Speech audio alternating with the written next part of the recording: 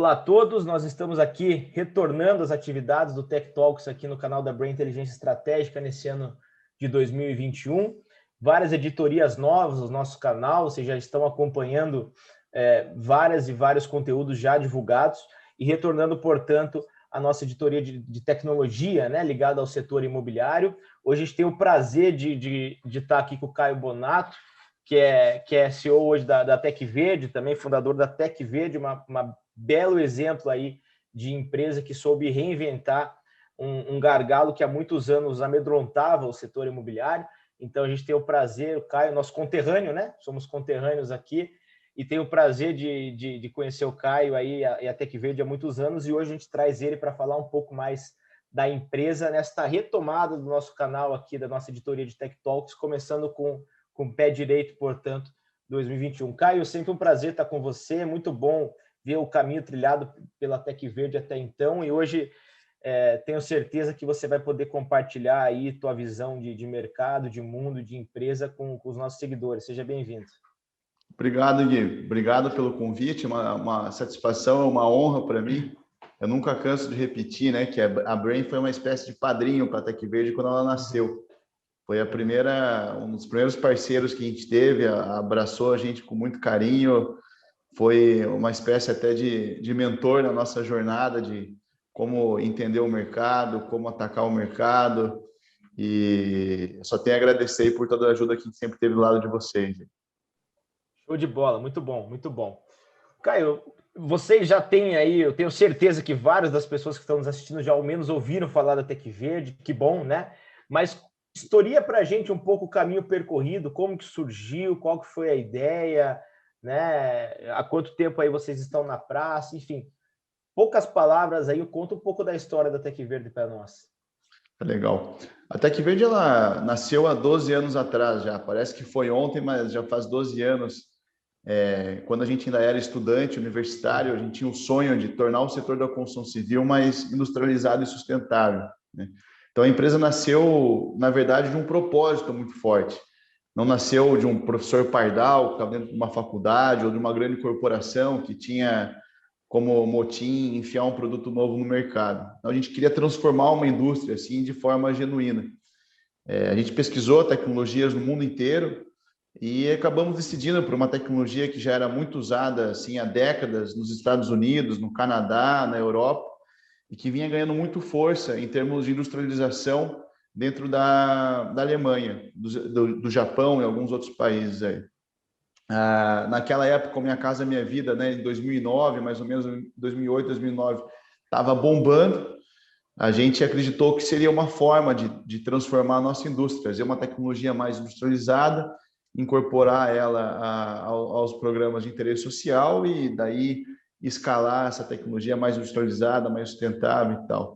Mal sabia a gente que pelo caminho existiriam dezenas de desafios, assim, quase que hercúleos, a serem superados até a gente conseguir chegar do outro lado e até conseguir começar a usar a tecnologia dentro de qualquer programa de interesse social, né? A gente teve que mudar regras de financiamento dos bancos privados, homologar a tecnologia para poder financiar nos bancos públicos, provar para o mercado que o brasileiro aceita sim uma tecnologia nova e, pelo contrário, ele não tem barreira, ele tem até às vezes isso como uma vantagem na hora de comprar um produto, comprar um imóvel. A gente começou, então, daí pelo segmento de média e alta renda, para provar que a tecnologia não era só uma forma de se construir barato. Depois de alguns anos vendendo casas nos condomínios de médio, alto padrão, de luxo de São Paulo, a gente conseguiu entrar no segmento de baixa renda através do Minha Casa Minha Vida, fornecendo tecnologia, construção para outras construtoras e incorporadores. A gente não é incorporadora. Começamos com um pavimento, depois conseguimos homologação para 4 e agora estamos em vias de conseguir homologação para 5 pavimentos dentro do programa. Show. Expandimos para outros segmentos, agora a gente está com uma missão de escalar o nosso negócio no setor de loteamento, construindo casas para quem ainda não comprou lote e ainda não construiu. Estamos entrando no segmento de varejo, de escolas, hospitais. E para finalizar, eu diria que é a primeira empresa de tecnologia do nosso setor a cumprir todo o ciclo. de uma startup, assim, de começar com um investimento de amigos, pequenos empréstimos em banco, passar pelo ciclo de investimento de risco, private equity, até na virada do ano passado, a gente ser comprado por duas grandes multinacionais, uma da Bélgica e outra da França, e fazer parte hoje de um plano global de industrialização e de sustentabilidade para a construção. Assim, a gente hoje lidera um ciclo que tem como empresas dentro desse mesmo grupo, empresas, a gente acabou de comprar empresas na França, na Alemanha, na Irlanda, Chile, Argentina, Equador, Inglaterra. Então, Todos até com que o veio mesmo propósito de industrializar os canteiros aí, né? todas com tecnologias complementares. A gente hoje é uma rede de tecnologias, a gente desenvolve tecnologias no nível global e aqui no Brasil a Tec Verde desenvolve e aplica essas tecnologias para esses segmentos que eu comentei. Então, assim, a gente realmente acha que está chegando perto do nosso sonho, né? A gente tem como cliente os maiores players do mercado hoje. A gente vê a Tenda hoje inserindo tecnologia no mercado baseado aí em coisas muito parecidas com o que a gente faz. A gente realmente acha que está chegando lá, assim, está conseguindo ajudar a tornar o setor da construção civil mais industrializado e sustentável e começando literalmente de uma garagem com a ajuda de vocês aí. Legal, muito bom. Poucos minutos entender esse crescimento sustentável e exponencial ao mesmo tempo, diversificando a atuação, né? E a construção civil sempre foi tida, né, como uma das indústrias, né, mais arcaicas. Aí a gente brincava na banha há muito tempo que lá nos tempos bíblicos se fazia o que se faz ainda hoje, se empilha tijolo, etc., né? Vocês sentiram em algum momento resistências, não por parte dos consumidores? A gente mesmo já fez várias pesquisas onde a gente testou a tecnologia de vocês, a gente vê que isso não se aplica, né? Mas dos players, né? Como que foi a barreira de entrada junto a quem essencialmente sempre empilhou tijolo? A gente tem como exemplo meu pai, né? Meu pai é engenheiro, eu sou engenheiro por causa dele, eu sempre tive ele como minha grande inspiração. Meu pai é um baita engenheiro, um baita construtor, incorporador, e sempre tive muito orgulho do que ele fazia. E dentro de casa eu vi que eu pude ver e sentir assim todas as ineficiências do setor, os problemas com prazo, com mão de obra, com desperdício de materiais, incompatibilidade de projetos. E eu me colocava na situação, pô, o que eu faço da minha vida, né? Continuo fazendo a mesma coisa que meu pai sempre fez ou tento fazer alguma coisa diferente, ser protagonista das mudanças que a gente quer ver no mundo. Assim. A gente foi por esse caminho. E eu via no meu pai alguém que realmente acreditava nesse caminho alternativo. Só não era parte da cultura do nosso setor as empresas de engenharia, de construção, investirem em desenvolvimento de tecnologia. E no mundo isso acontece assim, não tem lugar no mundo que seja diferente do Brasil. As empresas de construção e incorporação, ela tem no seu DNA construir ou incorporar. Elas não são empresas de tecnologia.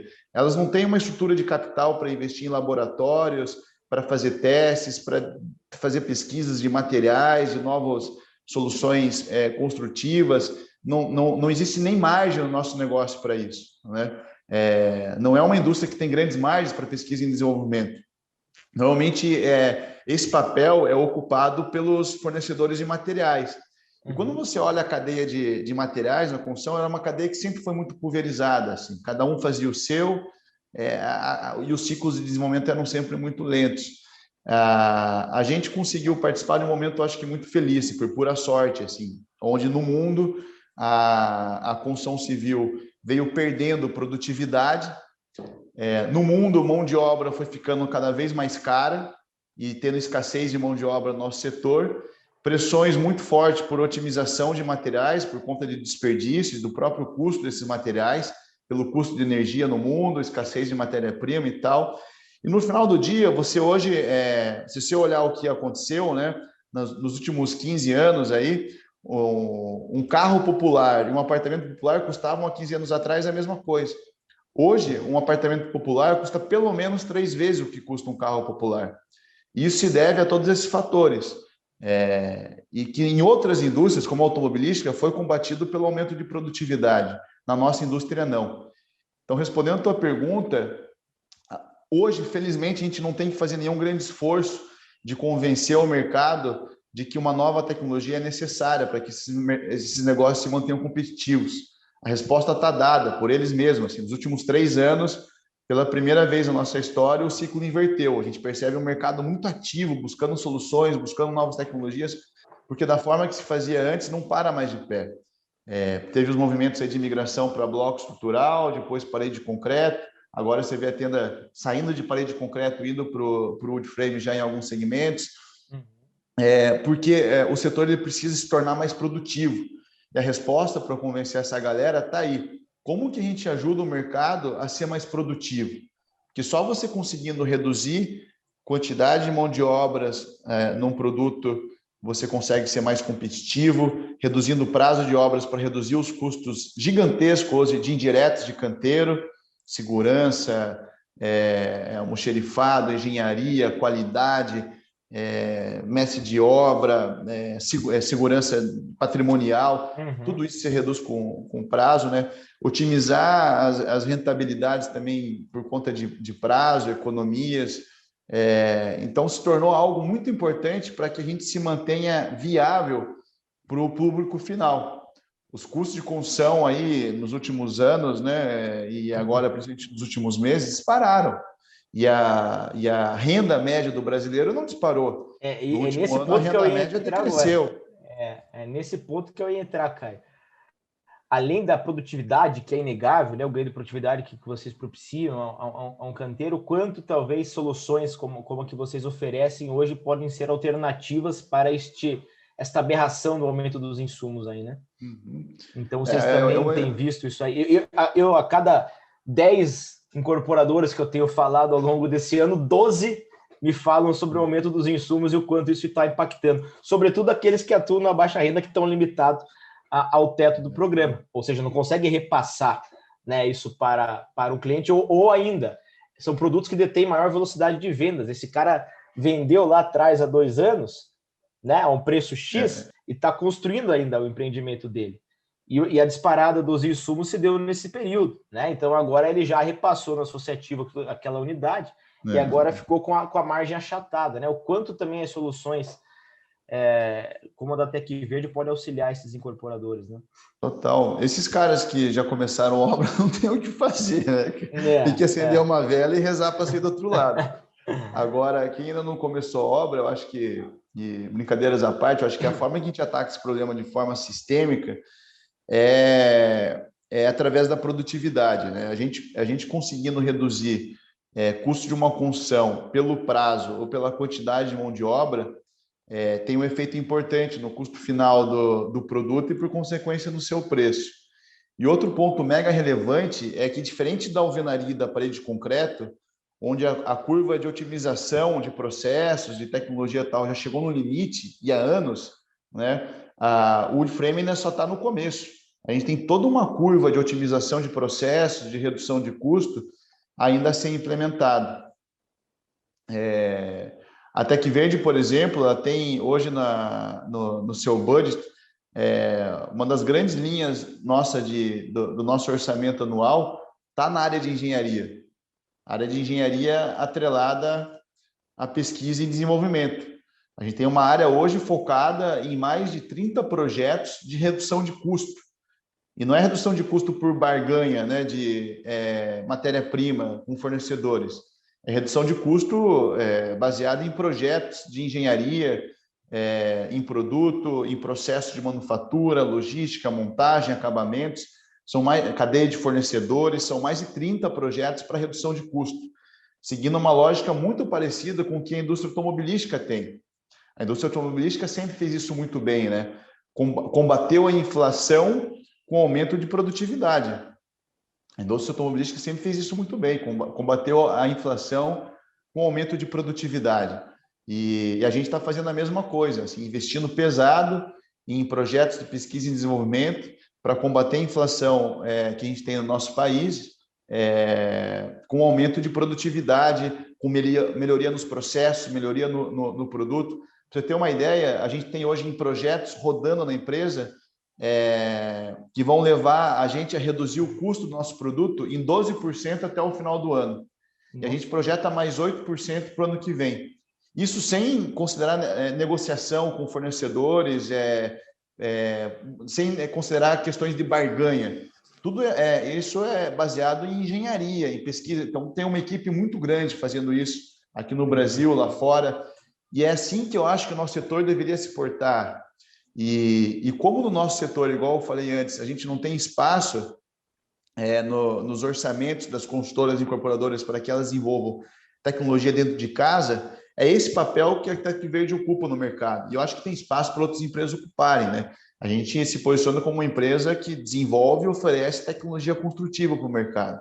E que hoje faz parte de um grupo que consegue investir pesado nisso.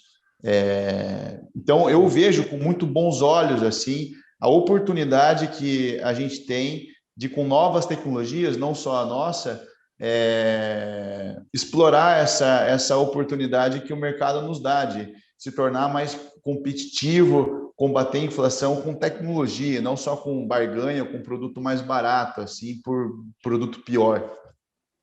Legal, muito bom, Caio. Me fale um pouco da fábrica, né? Da fábrica de vocês, né? Então, é um processo industrializado, vocês têm aí um processo vital, né, dessa linha produtiva. Como que funciona, né? Eu acho que tem muita gente que ainda que a gente tenha falado que os incorporadores e os agentes do mercado estão cada vez mais antenados às soluções tecnológicas, porque entendem que é um caminho inevitável e sem volta, né? Então, mesmo aqueles mais resistentes, que com naturalidade eram mais resistentes, começam a olhar soluções mais tecnológicas, seja para o canteiro, seja para soluções de CRM, seja para soluções de acesso a crédito, enfim, né? Como que se dá o processo da TecVerde? Vamos pensar, eu sou incorporador, estou desenvolvendo um projeto e quero utilizar a tua tecnologia. Qual que é o ciclo, né? Como que é o processo aí industrializado disso? Legal. Começando de trás para frente, né? A gente é uma fábrica de imóveis, né? A gente produz na fábrica qualquer tipo de imóvel, na verdade. A gente não tem peças padronizadas que, a partir dessas peças, a gente tem que montar casas e prédios. Pelo contrário, a gente parte do projeto que melhor se adequa ao mercado e a gente industrializa esse processo de construção. Dentro da fábrica, a gente produz paredes, lajes, cobertura, com alto nível de agregação de valor. Nessas paredes já vão as instalações elétricas, hidráulicas, as janelas, contramarco das portas, quando tem base para alguns revestimentos, já vai pronto de fábrica. A gente deu um passo a mais agora, a gente está mandando de fábrica já o banheiro 100% pronto, com as patentes, pia, chuveiro, então, e a cozinha também. Agora, nesse ano, isso foi um projeto do final do ano passado, agora ele também já está mandando as cozinhas prontas. Tudo aquilo que tem alto risco e tem alta agregação de valor, faz muito sentido você mandar pronto de fábrica. E você reduz muito os seus custos logísticos, seus custos de canteiro, né? A gente está industrializando o produto dessa forma. Tem um projeto nosso em Londrina, com a Prestes e com a Blend, a incorporadora Blend, onde os banheiros já estão sendo modulares, estão acontecendo dessa forma desde o final do ano passado. Isso é o que a gente faz a partir da fábrica, né? No canteiro, essas peças são montadas. A gente monta hoje uma casa em 1 hora com 4 pessoas e um prédio em 1 semana com 7 pessoas. Depois vem mais uma mão fase... de obra TecVerde. TecVerde que dispõe dessa mão de obra de montagem também. Exatamente, a mão de obra TecVerde faz essa montagem. Depois vem uma fase de acabamentos, onde a gente tenta o máximo possível que o nosso cliente faça. Porque ele já está na cidade, ele já tem equipe lá, já conhece a mão de obra local, a gente não tem essa mão de obra dentro de casa. Quando é necessário, a gente terceiriza essa mão de obra e a gente acaba se responsabilizando pelo todo. E a TecVerde, ela acaba... o momento ideal de fazer parcerias é o momento onde o cliente já descobriu o terreno, descobriu a vocação para aquele produto, e a gente consegue terminar de definir aquele produto junto, desenhar o produto final, né?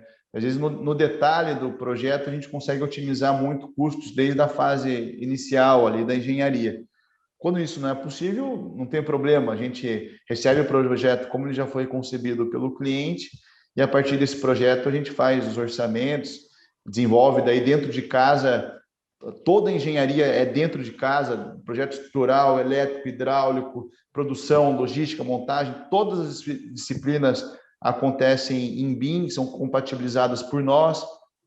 Todos esses projetos em BIM acabam rodando, daí são base para a gente rodar os nossos sistemas de produção, de qualidade, de controle de prazo. Então, tudo isso hoje acaba acontecendo numa plataforma digital também muito forte. E o nosso cliente tem fricção zero para acessar tudo isso. A gente não precisa que o nosso cliente seja capacitado em absolutamente nada assim, para poder acessar tudo isso. Ele é realmente plug and play. Assim, ao ter um contrato com a TecVerde, ele acessa toda essa plataforma de projetos em BIM, todo o sistema de qualidade em BIM, rodando assim, de um jeito muito tecnológico mesmo. Para você ter uma ideia, todas as paredes saem com QR Code, que se você tirar uma foto do QR Code na obra, você tem a rastreabilidade de todos os materiais que compõem essa parede, quem são os fornecedores, as garantias de cada um desses materiais. A gente consegue fazer um recall de uma casa igual se faz um recall de um carro, corrigindo de forma sistêmica os problemas e os produtos, né? Então, assim, não sei se eu fui claro, não sei se eu respondi a tua pergunta, mas... E hoje a fábrica encontra-se na região metropolitana, mas ela tem, vocês têm possibilidade de atender isso a uma dispersão geográfica grande. Desde o sul do Rio Grande do Sul até o norte do Mato Grosso, a gente tem obra em todos os estados. Então, não tem muita limitação logística, igual você tem em paredes de concreto, por exemplo, prontas de fábrica, ou sistemas pesados de pré-moldados, né? A gente tem uma flexibilidade geográfica assim realmente grande. Legal, muito bom, muito bom.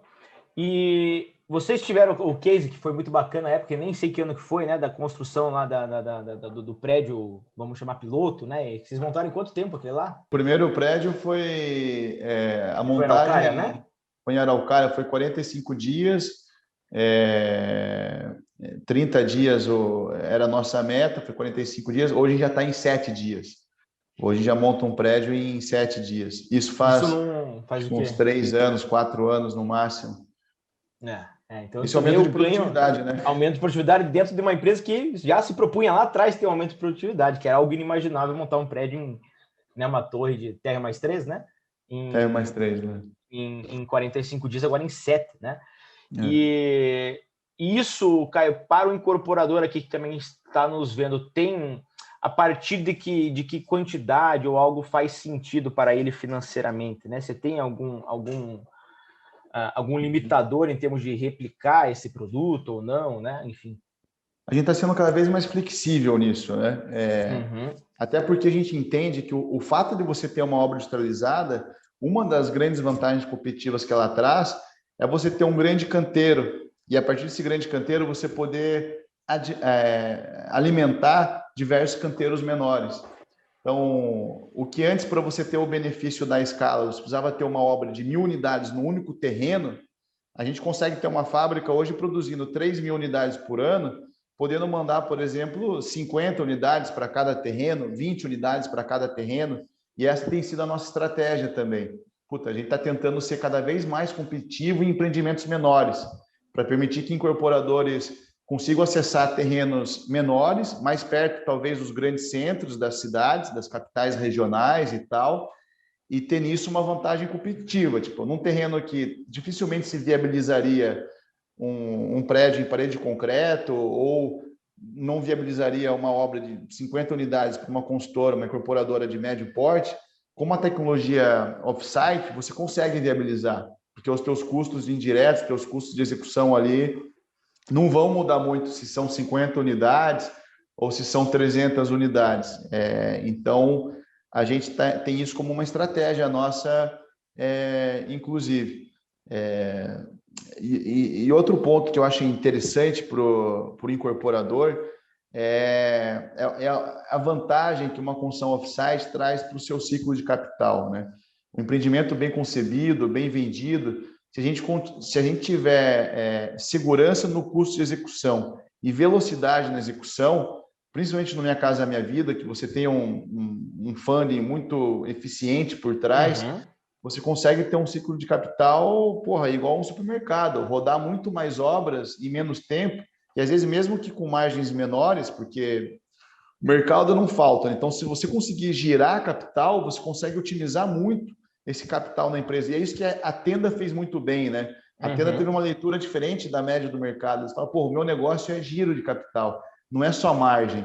Mesmo que eu tenha, às vezes, margens menores, mas se eu conseguir otimizar o giro de capital no meu negócio, se eu pegar 1 milhão e ganhar mais 1 milhão daqui 2 anos, é uma coisa. Se eu pegar 1 milhão e ganhar 800 mil no final do primeiro ano e mais 800 mil no final do segundo, com o mesmo 1 milhão eu faço 1 milhão e 600. Então, porra, esse conceito que a Tenda pensou lá atrás e fez muito bem. Eu acho que nunca foi da cultura do nosso setor. Nosso setor sempre olhou para a última linha como se o resultado final fosse a única métrica ali a ser vista.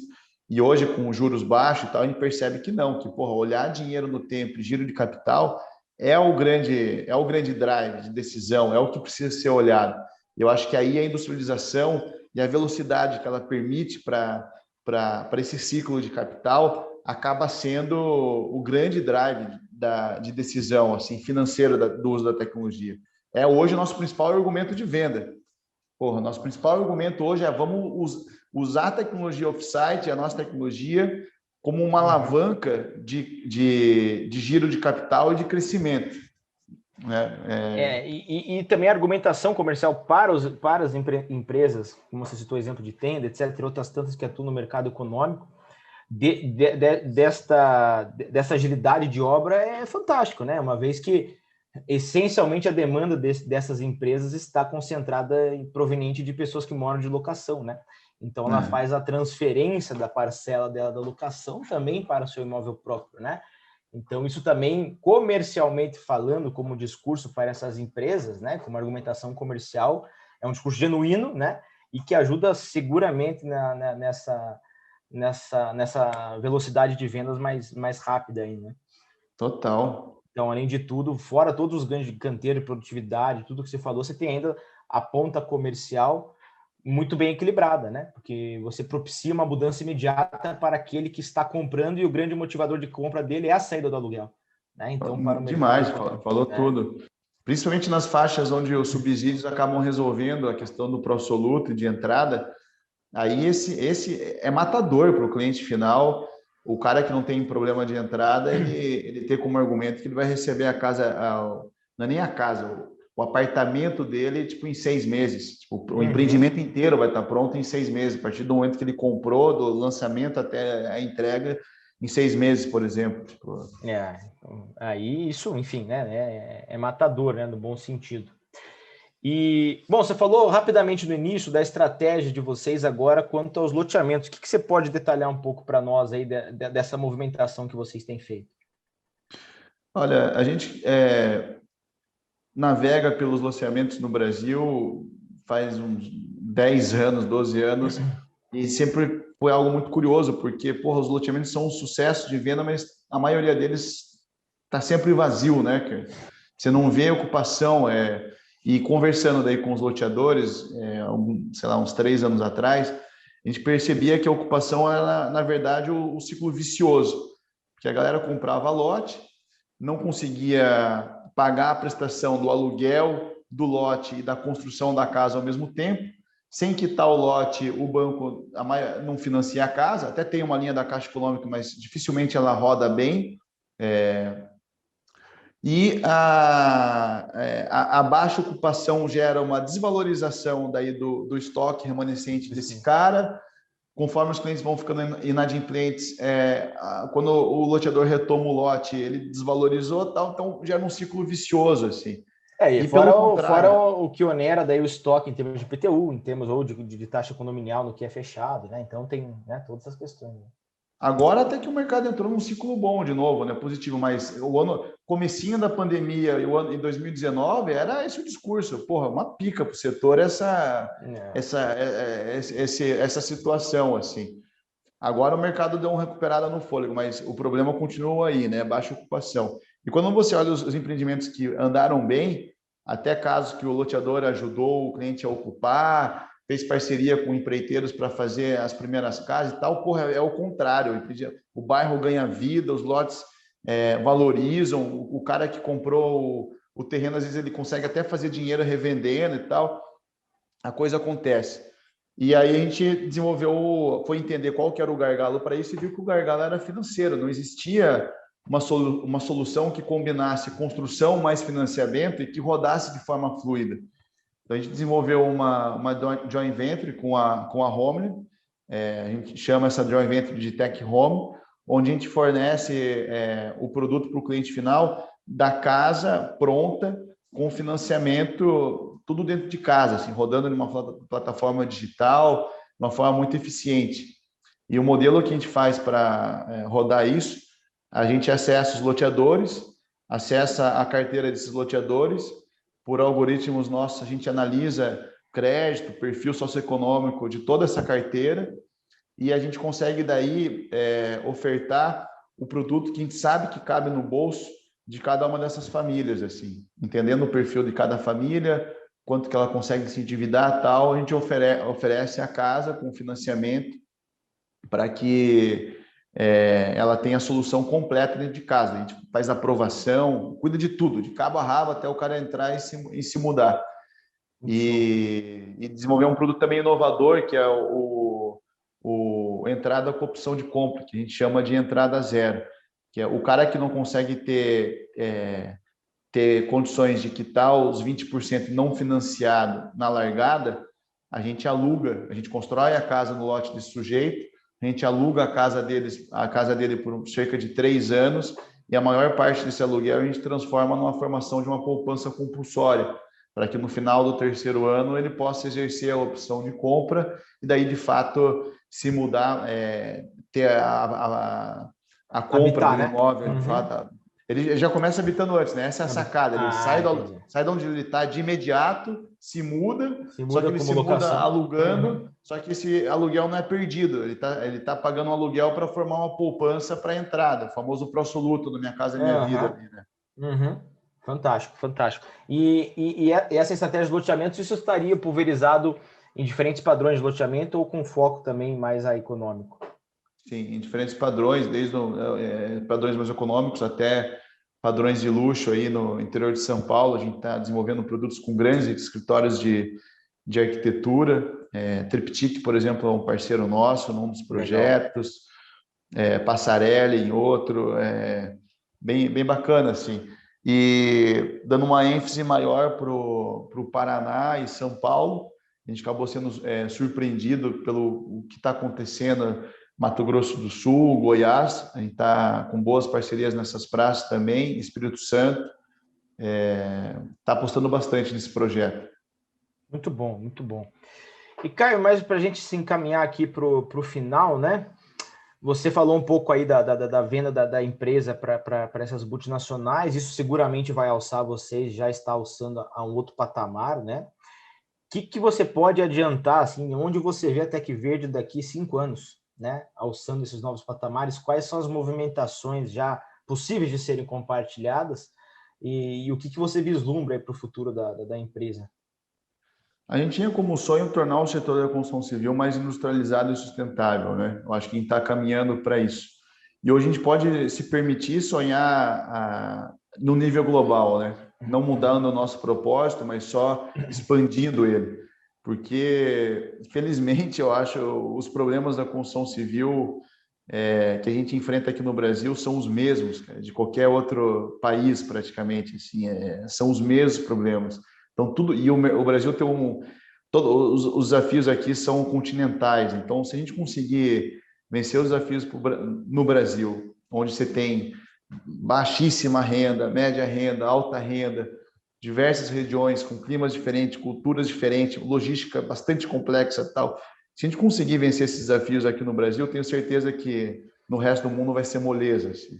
Então, e hoje é assim que o grupo encara a gente. O grupo encara a gente como um grande berço de tecnologias, de inovação, e essas soluções, através desse grupo, a gente está levando para o mundo.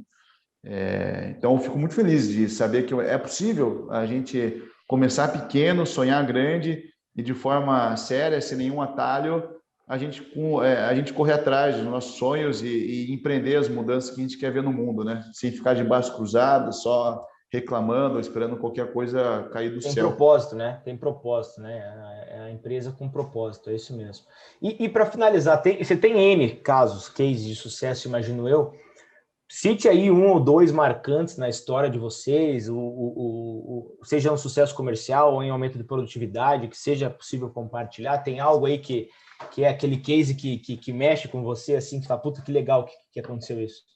Uhum. Eu acho que são três cases marcantes, né? A primeira casa nossa, e foi marcante porque, pô, a gente não tinha conhecimento para fazer o que a gente fazia, a gente ainda estava na universidade, todo mundo, a gente tinha parceria com o Ministério da Economia da Alemanha e a fábrica que a gente precisava implantar demandava de coisa na ordem de 10 milhões de reais e a gente não tinha nem 300 mil, assim, não só para implantar a fábrica, mas para tocar o negócio como um todo, assim. Não tinha mão de obra, não tinha cadeia de fornecedores, era proibido financiar nossas casas no Brasil e a gente foi lá e fizemos a primeira casa, saímos da inércia, a gente não ficou esperando o cenário ideal, ou ter todos os recursos do mundo. Eu acho alinhar que é isso os que a astros, gente precisa, né? alinhar os astros. A gente não precisa disso, é impossível isso. No nosso setor, a gente vê muito, gente boa esperando que os astros estejam alinhados para dar os primeiros passos, assim. E a gente precisa, acho, ser mais, um pouquinho, né? Nem muito, um pouquinho mais ousado e acreditar que, às vezes, o primeiro passo é o nosso papel enquanto líder, assim, fazer com que os times deem o primeiro passo, que depois disso as coisas vão acontecendo e é uma bola que vai de neve, assim, que vai se acumulando. Essa casa foi na região de Curitiba, mais alto padrão, etc. Foi. E o segundo grande momento nosso foi o prédio, foi marcante, assim, vencer todas as barreiras de financiamento, de casa, de cultura e tal, e ter, tipo, ao nosso lado, a Caixa Econômica, Ministério do Desenvolvimento, os grandes players apostando, é possível fazer um prédio com uma tecnologia nova, e a gente foi lá e fez o primeiro prédio, homologou e tal, foi algo bem bacana. E o terceiro grande momento foi esse, da compra da empresa pelas duas multinacionais, ETEX e a Arauco. Foi quase que uma coroa, assim, por tudo que a gente fez. Tipo, os caras pesquisaram empresas no mundo inteiro, a gente namorou por muito tempo e os caras tiveram convicção que essa empresa que nasceu ontem, praticamente, se você olhar a escala de tempo do nosso setor, era uma empresa capaz de liderar esse movimento no nível global. Foi algo realmente que, assim, foi emocionante, não só para mim, mas para todo o time mesmo, que a galera até que vê tem uma cultura muito forte, assim, a nossa cultura é baseada em 4 pilares: faça a diferença, não desperdice, busque o novo e divirta-se. A gente leva o divirta-se a sério pra cacete aí. A gente também tem nos nossos valores o bom humor, né? Aqui, se você entrar nos valores da Brain, a gente também tá com bom humor, né? A vida já é difícil demais para não levá-la com leveza, né? É verdade. Então, que bom que... Bom, 3 grandes marcos, né? E que em poucos minutos você conseguiu resumir todo o percurso aí nessas 3 cases, né? 3 grandes marcos da empresa, de como ela se posicionou ao longo desses 12 anos, né? Da dificuldade de empreender uma casa, seja, né, pela dificuldade de acesso a crédito, por limitador, enfim, uma quebra de paradigma, né? Você acessar e ter uma homologação de fazer um empreendimento vertical na tecnologia de vocês, e a concretização, possivelmente, de um sonho, você olhar para trás e saber que, com todas as dificuldades, vocês percorreram um caminho de sucesso, estão percorrendo, né? Ainda percorrerão, mas essa compra corrobora isso, né? Bem bacana, Caio. Quero agradecer demais aqui tua participação, sempre muito bom ouvir você, ouvir a história da Tec Verdes, entender aí todas essas movimentações disruptivas que vocês sempre tiveram e que inegavelmente contribuem com o nosso setor, né? Foi um prazer novamente estar com você. Tenho certeza que a nossa audiência aí vai consumir com gosto esses minutos que a gente conversou aqui, tá? Muito obrigado. Obrigado, Guilherme. Obrigado pelo convite, é sempre uma honra e satisfação. Tamo junto aí. Valeu, abração.